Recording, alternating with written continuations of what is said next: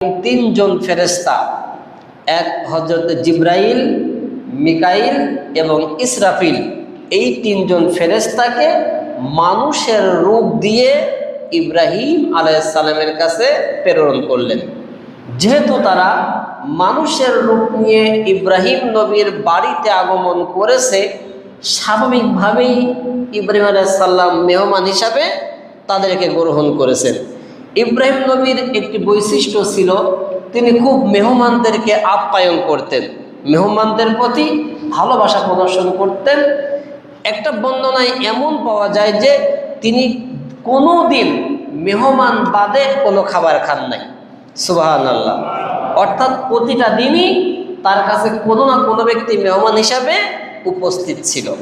তো এরকমভাবে যখন তার কাছে এই তিনজন ফেরেশতা আগমন করলো মানুষের রূপ ধরে, তারা আসার পরে কি বলতেছে, ইজদাখলু আলাইহি ফাকালু সালামা। ইজদাখলু, যখন তারা প্রবেশ করলো, আলাইহি ইব্রাহিম আলাইহিস সালামের নিকট, ফাকালু, তখন তারা বলল সালামা, হে ইব্রাহিম তোমার প্রতি সালাম, অর্থাৎ আসসালামু আলাইকুম।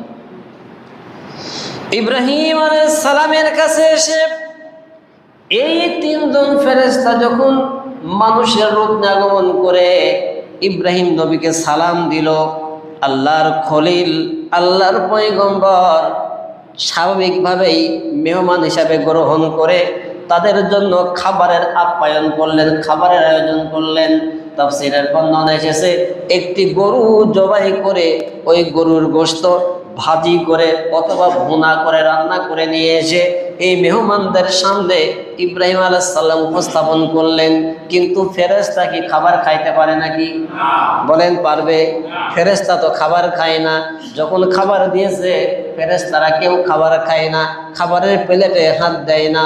ইব্রাহিম আলাইহিস সালাম এইটা দেখে ভীত সন্ত্রস্ত হয়ে গেল, ভয় পেয়ে গেলেন। ইব্রাহিম আলাইহিস সালাম এইবার তখন বলতেছে, ক্বালা ইন্না মিনকুম ওয়াজিলুন,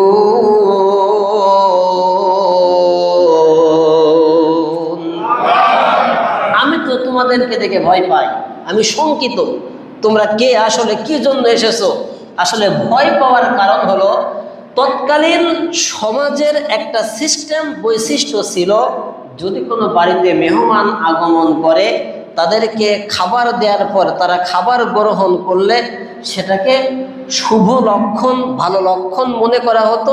আর মেহমান যদি খাবার গ্রহণ না করে তাহলে মনে করা হতো এ খারাপ কোনো মতলব নিয়ে এসেছে, খারাপ কোনো উদ্দেশ্য নিয়ে এসেছে। তো যেহেতু ইব্রাহিম আলাইহিস সালাম খাবার দিলেন আর তারা খাবার খাচ্ছে না নিয়ম অনুযায়ী, ইব্রাহিম আলাইহিস সালাম তখন বলতেছে, ক্বালা ইন্না মিনকুম ওয়াজিলুন, আমরা তো তোমাদের দেখে ভয় পাচ্ছি, আমরা শঙ্কিত। এই যে আমরা বললেন কেন?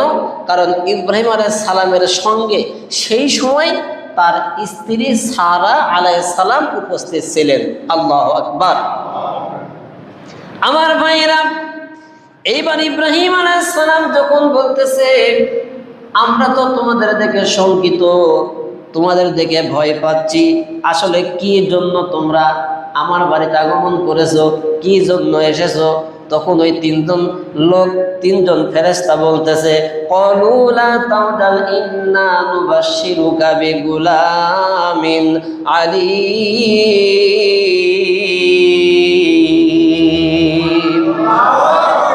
সূরা হিজর 53 নম্বর আয়াতে কারিমা। ফেরেশতারা বলতেছে, ক্বালু লা তাওজাল, হে ইব্রাহিম তুমি ভয় পেও না, তুমি শঙ্কিত হয়েও না, ইন্না নুবাশশিরুকা, নিশ্চয় আমরা তোমাকে একটা সুসংবাদ দিতে এসেছি, বিগুলামিন আলীম, এমন একটা জ্ঞানবান সন্তান, এমন একটা ধৈর্যশীল সন্তান, যে সন্তান হবে এই সমাজের বুকে সব থেকে শ্রেষ্ঠ আদর্শবান সন্তান। সুবহানাল্লাহ। যখন ফেরেশতারা বলতেছে বিগুলামিন আলীম, জ্ঞানবান এবং পরম ধৈর্যশীল সহনশীল একজন সন্তানের সুসংবাদ দেওয়ার জন্য আমরা তোমাদের কাছে এসেছি, তখন ইব্রাহিম আলাইহিস সালাম বলতেছে, ক্বালা আবাশশারতুমুনি, তোমরা যে আমাকে সুসংবাদ দিচ্ছ, আলা আম্মাসানিয়াল কিবারু ফাবিমা তুবাশশিরুন, আমার বয়স ইতিমধ্যেই বার্ধক্যে পৌঁছায় গেছে, আমার বয়স অনেক বেশি।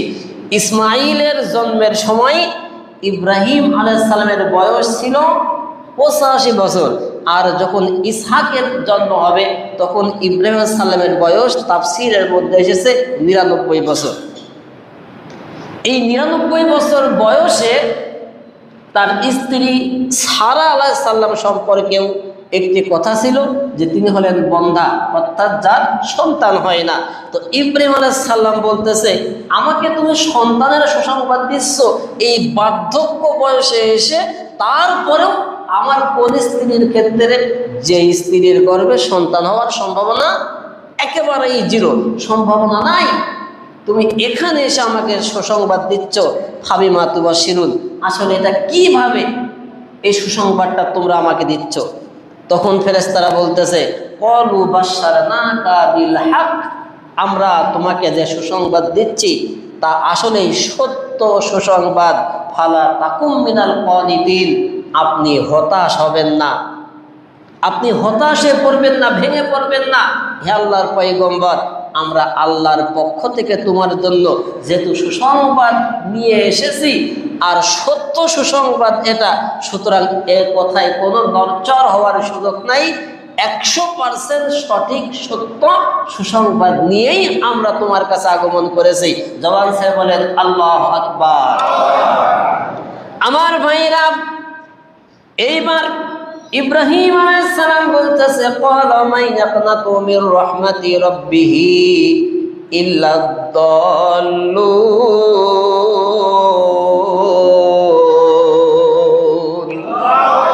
সূরা হিজর 56 নম্বর আয়াতে কারিমা ইব্রাহিম আলাইহিস সালাম বলতেছে, ক্বালা মান ইয়াকনাতু মির রাহমাতি রাব্বিহি, আল্লাহর রহমত থেকে তারাই শুধু নিরাশ হয়, ইল্লা দাল্লুন, যারা হইল পথভ্রষ্ট, যারা পাপিষ্ট বান্দা।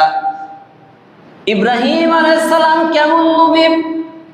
যেই নবী আল্লাহ পাক রব্বুল আলামিনের রহমতের প্রতি, আল্লাহর ভালোবাসার প্রতি এত বেশি আসক্ত ছিল, আল্লাহর প্রতি এত বেশি বিশ্বাসী ছিল, যখন নমরুদের অগ্নিকুণ্ডের মধ্যে তাকে ফেলা হবে, ফেরেশতা এসে বলতেছে, আমি আল্লাহর পক্ষ থেকে এসেছি, তুমি যদি অনুমতি দাও এই আগুনটাকে আমি নিভাই দেবো, তোমাকে বাঁচাই দেব।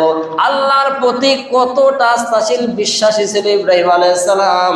তখন বলতেছে, ও ফেরেশতা, তুমি যে আল্লাহর পক্ষ থেকে আমার কাছে এসেছো, ওই আল্লাহ শুধু তোমার একার জন্য না, ওই আল্লাহ আমারও আল্লাহ, সুতরাং তোমার সাহায্যের কোনো দরকার নাই, আমার আল্লাহ আমাকে সাহায্য করার জন্য যথেষ্ট। আল্লাহ পাক কি করলেন? ইব্রাহিম আলাইহিস সালামকে ওই আগুনের কুণ্ডের মধ্যে ফেলে দিয়েছে, ঠিক আল্লাহ আগুনকে ঠান্ডা করে দিয়েছে। আল্লাহর ক্ষমতা, আল্লাহর শক্তি, আল্লাহর পাওয়ার গোটা বিশ্বের মানুষের কাছে আল্লাহ পাক প্রত্যক্ষভাবে দেখিয়ে দিয়েছেন। জবান ছেড়ে বলেন আল্লাহু আকবার। তো সেই নবী ইব্রাহিম আলাইহিস সালামের কাছে ফেরেশতারা বলতেছে, ও আল্লাহর পয়গম্বর, আল্লাহর খলিল ইব্রাহিম, তুমি হতাশ হও না, চিন্তিত হয় না। আর ইব্রাহিম আলাইহিস সালাম তখন তাদের কথার জবাব দিয়ে বলতেছে, ক্বালা মা ইয়াকনাতু মির রাহমাতি রাব্বি ইল্লা দাল্লুন, আল্লাহর রহমত থেকে শুধু তারাই নিরাশ হয় যারা পথভ্রষ্ট, যারা পাপিষ্ট বান্দা। আমি তো আল্লাহর রহমত থেকে নিরাশ হয়ে দূরে সরে যাই নাই। আমার রব এই গোটা বিশ্বের পরিচালনাকারী, আমার রব আমার জীবন, আমার মৃত্যুর মালিক। যেহেতু আমার রবকে আমি বিশ্বাস করি, আমার রব আমার জীবন মৃত্যুর মালিক, আমি সেই রবের দিকেই মুখ ফিরিয়েছি, সুতরাং আমি হতাশ নই, আমি নিরাশ নই। এরপরে ইব্রাহিম আলাইহিস সালাম বলতেছেন, সব বুঝলাম, ঠিক আছে, তোমরা আমার কাছে এসেছো এই সময়, এই শেষ বয়সে সন্তানের সুসংবাদ নিয়ে, কিন্তু এতদিন পর্যন্ত যখন ওহী নিয়ে এসেছো তখন তো মাত্র একজন ফেরেশতা এসেছো, 3 জন বা 4 জন, একাধিক ফেরেশতা আসে নাই। আবার কোনো কোনো সময় গোপনে থেকে দূরে থেকে আড়াল থেকে ওহী নাজিল করা হয়েছে। সুতরাং তুমি তো একা আসলে পারেই এই ওহীটা, এই সংবাদটা আমার কাছে দেওয়া সম্ভব ছিল, কিন্তু তিনজন লোক একসঙ্গে এসেছো, অবশ্যই অন্য কোনো মতলব আছে, অন্য কোনো উদ্দেশ্য আছে। এই গ্রামে যদি একটা পুলিশ আসে, স্বাভাবিক একজন পুলিশ, এটাকে অনেক সময় আমরা ধরতে পারি এমনি বেড়াতে এসেছে, ঘুরতে এসেছে বা অন্য কোনো তথ্য নিতে এসেছে। কিন্তু যদি পুরা 10-15 জন পুলিশ একসঙ্গে ঢোকে, কি মনে করবেন? অবশ্যই কোনো অপারেশন আছে, কোনো দাগি আসামিকে ধরতে এসেছে। তো যখন একজন ফেরেশতা ওহী নিয়ে আসলেই যথেষ্ট ছিল, সেই জায়গায় 3 জন ফেরেশতা, তারপরেও আবার মানুষের রূপ ধরে এসেছে, নিশ্চয় মতলব ভিন্ন আছে। এ কথা আমার আপনার সাধারণ জ্ঞানে ধরা না বললেও ইব্রাহিম আলাইহিস সালাম পয়গম্বর, সে কি বুঝবে না? বলেন বুঝবে না? ইব্রাহিম আলাইহিস সালাম বলতেছে, সব বুঝলাম, ঠিক আছে, তাহলে এবার বলো, ক্বালা ফামা খাতবুকুম, তোমাদের কি উদ্দেশ্য, আসল উদ্দেশ্য কি? আইয়ুহাল মুরসালুন, হে প্রেরিত ফেরেশতারা, আগমনকারী প্রেরিত ব্যক্তিবর্গগণ, বলো, ক্বালা ফামা খাতবুকুম, তোমাদের আসল উদ্দেশ্য কি? কি উদ্দেশ্যে, কি জন্য তোমরা আগমন করেছো? এইবার ফেরেশতারা বলতেছে, ক্বালু ইন্না উরসিলনা ইলা কওমিম মুজরিমিন।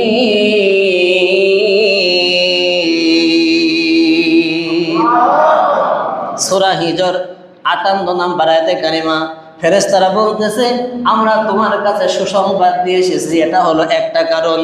আর একটা কারণ হলো, ক্বালু ইন্না উরসিলনা, নিশ্চয় আমাদেরকে প্রেরণ করা হয়েছে, অথবা আমরা প্রেরিত হয়েছি, ইলা কওমিম মুজরিমিন, অপরাধী এক জাতিকে, একটা কওমকে পৃথিবীর জমিন থেকে ধ্বংস করে দেওয়ার জন্য। তাহলে মিশন দুইটা, এক আপনাকে সুসংবাদ দেয়া, আর 2 নাম্বার মিশন হলো এই পৃথিবী থেকে, এই জমিন থেকে একটা অপরাধী জাতি, একজন দুইজন না, পুরা কম, পুরা জাতিকে ধ্বংস করে দেওয়ার জন্য আমরা পৃথিবীতে এসেছি। আর সেই জাতি কারা?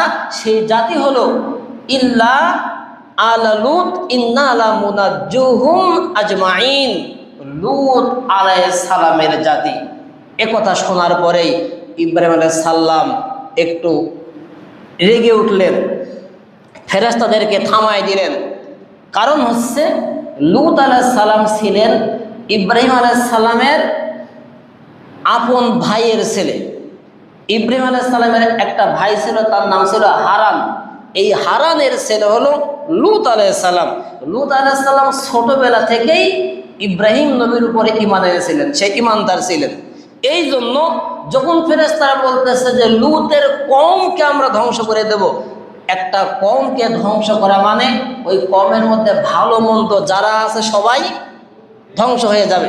যেমন এটা একটা ডাঙ্গাপাড়া গ্রাম, এই গ্রামে যদি কারেন্টের লাইন বন্ধ করে দেয়া হয়, যে লোকের বাড়ি কারেন্ট নাই সে তো কারেন্ট পাবেই না।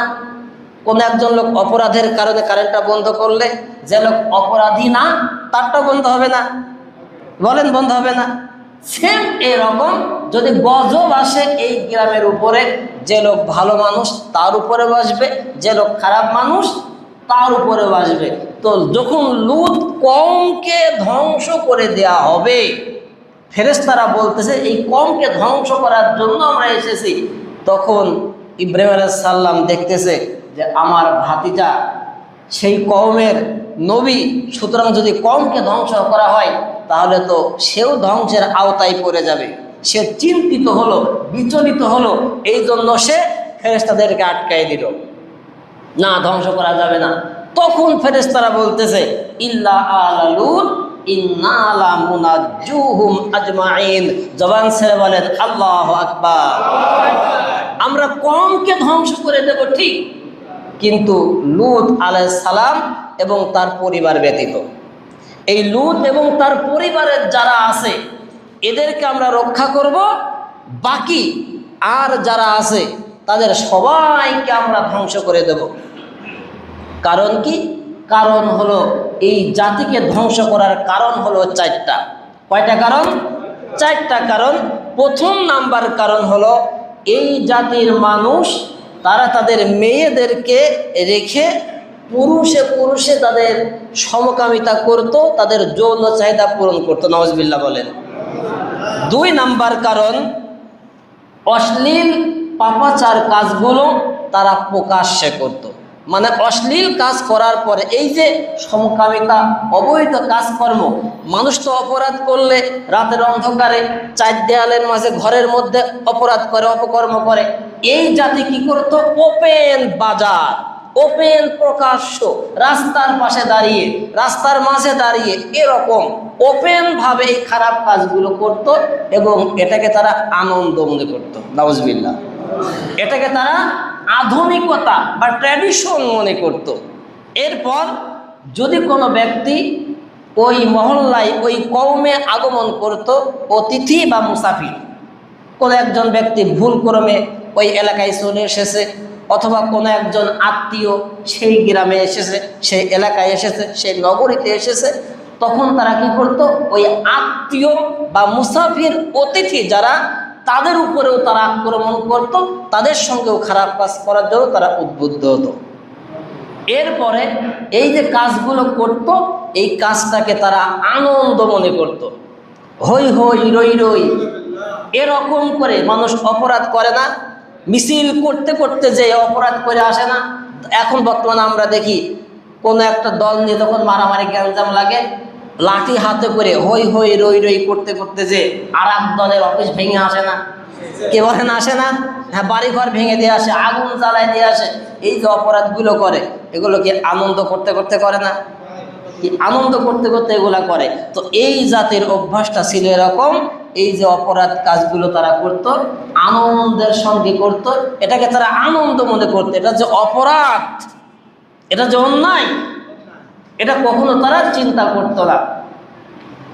এরপর সন্ত্রাস, লুটতরাজ, এই কাজগুলো এই জাতির মধ্যে বিদ্যমান ছিল। এরকম বড় বড় অনেকগুলো অপরাধ, তার মধ্যে প্রধান 4টা এই অপরাধ থাকার কারণে আল্লাহ পাক রব্বুল আলামিন এই জাতির কাছে লূত আলাইহিস সালামকে প্রেরণ করেছিলেন তাদেরকে বুঝাও।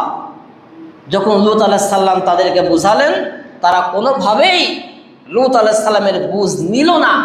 এই জন্য আল্লাহ পাক এই জাতির উপরে এই গজব, এই জাতিকে ধ্বংস করার জন্য এই 3 জন ফেরেশতাকে মানুষের রূপ দিয়ে তাদের কাছে প্রেরণ করে। সেই কথা আল্লাহ পাক রব্বুল আলামিন জানিয়েছে সূরা আরাফের 80 নম্বর আয়াতে কারিমার মধ্যে। আল্লাহ পাক রব্বুল আলামিন বলতেছেন, ওয়ালুতান ইয ক্বালা লিকওমিহি আতাতুনাল ফাহিশাতা মা সাবাকাকুম বিহা মিন আহাদিম মিনাল আলামিন। জবান ছেড়ে বলেন আল্লাহু আকবার। লূত আলাইহিস সালাম তার কওমের কাছে যে বলতেছেন, ইয ক্বালা লিকওমিহি, হে আমার কওমের মানুষেরা, আতাতুনাল ফাহিশাতা, তোমরা তো এমন একটা ফাহিশা কাজ গ্রহণ করেছো, এমন একটা ফাহিশা কাজ শুরু করেছো, মা সাবাকাকুম বিহা মিন আহাদিম মিনাল আলামিন।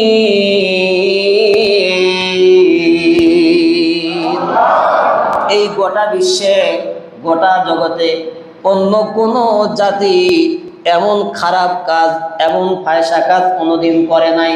শুধু তোমরাই একমাত্র সেই জাতি যারা এমন ফাহিশা কাজ শুরু করেছো, যে নারীদেরকে রেখে দিয়ে পুরুষে পুরুষে অবৈধ কর্মে লিপ্ত হওয়া। পরবর্তী আয়াতে আল্লাহ পাক রব্বুল আলামিন সেই কথা তুলে ধরতেছেন, ইন্নাকুম লা তাতুনার রিজালা শাহওয়াতাম মিন দুনিন নিসা। লূত আলাইহিস সালাম বলতেছে তারা জাতিকে, ইন্নাকুম লা তাতুনার রিজালা শাহওয়াতাম মিন দুনিন নিসা, তোমরা তোমাদের নারীদেরকে রেখে দিয়ে পুরুষে পুরুষে তোমাদের কামনা পূরণ করো। বাল আনতুম কওমুম মুসরিফুন।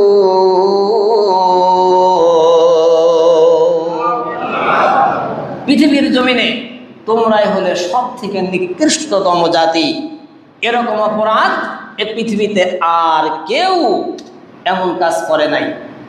যখন লূত আলাইহিস সালাম এই জাতিকে, এই কওমকে এই অপরাধ থেকে ফিরে আসার জন্য আহ্বান করলো, এইবার ওই জাতির মানুষগুলো বলতেছে ওমা কানা জাওয়াবা কওমিহি ইল্লা আন ক্বালু আখরিজহুম মিন ক্বরিয়াতিকুম ইন্নাহুম উনাসুন ইয়াতাতাহহারুন। সূরা আরব 82 নম্বর আয়াতে কারিমা। ওই জাতির মানুষগুলো তখন লূত আলাইহিস সালামের কথার জবাব দিয়ে বলতেছে ক্বালু আখরিজহুম মিন ক্বরিয়াতিকুম, হে লূত, তুমি যেই সুন্দর সুন্দর পবিত্র কথা বলতে চাও, সুন্দর সুন্দর পবিত্র কথা বলো, এই কথাগুলো বলা বন্ধ করে দাও।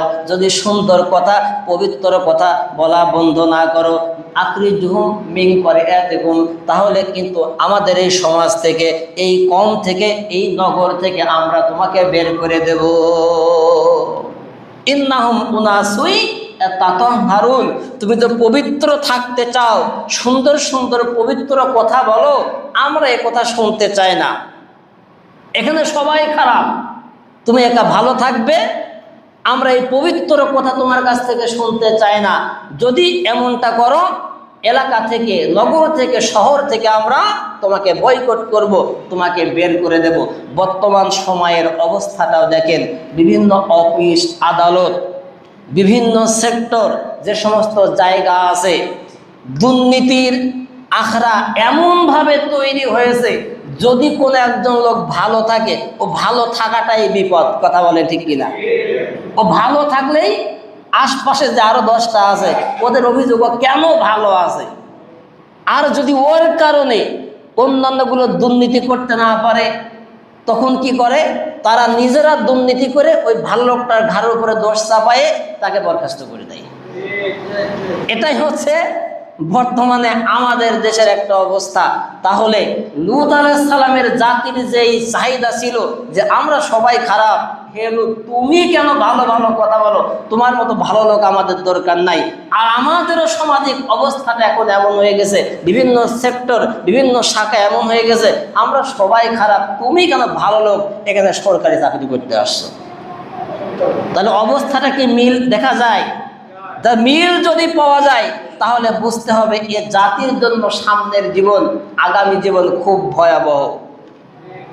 লূত আলাইহিস সালামের জাতির মধ্যে যখন এই অপরাধ দেখা গিয়েছে যে আমরা অন্যায় নিয়েই থাকবো, আমরা ভালোটা অ্যাকসেপ্ট করব না, গ্রহণ করব না, সুতরাং ভালো কেউ বললে তাকে এলাকায়ও থাকতে দেব না, গ্রামেও থাকতে দেব না।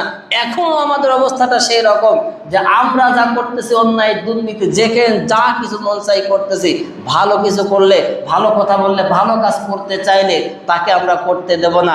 লূত জাতির যেমন পরিণতি খারাপ ছিল, আমাদের ভবিষ্যৎ পরিণতিও ঠিক তেমন আসতে যাচ্ছে। আল্লাহ আমাদেরকে হেফাজত করুক, রক্ষা করুন, সবাই পড়েন আমিন। তাহলে আমার ভাইরা, লূত আলাইহিস সালাম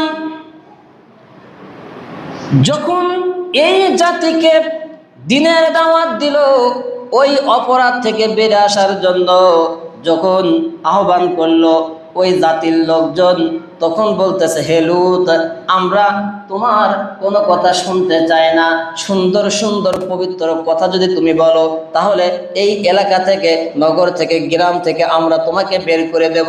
এই যে লূত নবীর কথা তারা শুনলো না, এইবার লূত আলাইহিস সালাম আল্লাহর কাছে বলতেছে রব্বুল আলামিন, তারা তো আমার কথা শোনে না, আমি যে দাওয়াত দেই তারা তো গ্রহণ করে না। আল্লাহ, এইবার তুমি এই জাতির কাছে তোমার আযাব প্রেরণ করতে পারো, তোমার শাস্তি এইবার তুমি দিতে পারো। এই লূত আলাইহিস সালাম যখন আল্লাহর কাছে দোয়া করে দিলেন, আল্লাহ এবার তুমি শাস্তি দিতে পারো, তখনই আল্লাহ পাক রব্বুল আলামিন এই 3 জন ফেরেশতাকে মানুষের রূপ দিয়ে ওই জাতির কাছে প্রেরণ করতেছে ধ্বংস করে দেওয়ার জন্য। আল্লাহ পাক রব্বুল আলামিন এই বিষয়ে কুরআনুল কারীমের মধ্যে জানিয়েছেন ওমা কুন্না মুআযযিবিনা হাত্তা নাবআসা রাসূলা, আমি কোন জাতিকে ততক্ষণ পর্যন্ত ধ্বংস করি না যতক্ষণ না সেই জাতির কাছে একজন রাসূল পাঠাই। রাসূলের কাজ জাতিকে সতর্ক করা, অর্থাৎ তাদেরকে সতর্ক করার আগ পর্যন্ত আমি কোনো জাতিকে ধ্বংস করে দেই না। তাহলে আমার ভাইরা, এইবার এই তিনজন ফেরেশতা জাতির কাছে, লূত জাতির কাছে যাবে এবং তাদেরকে কিভাবে ধ্বংস করবে এইটা জানতে হলে, শুনতে হলে আর একটু আমাদের সময় দেওয়া লাগবে। সেই সময়টা হলো আগামী জুমা। এই জুমায় আমাদের টাইম শেষ। যে পর্যন্ত আমরা কথা বললাম, আমরা এখান থেকে ধারাবাহিকভাবে সামনের দিকে এগিয়ে যাব ইনশাআল্লাহ।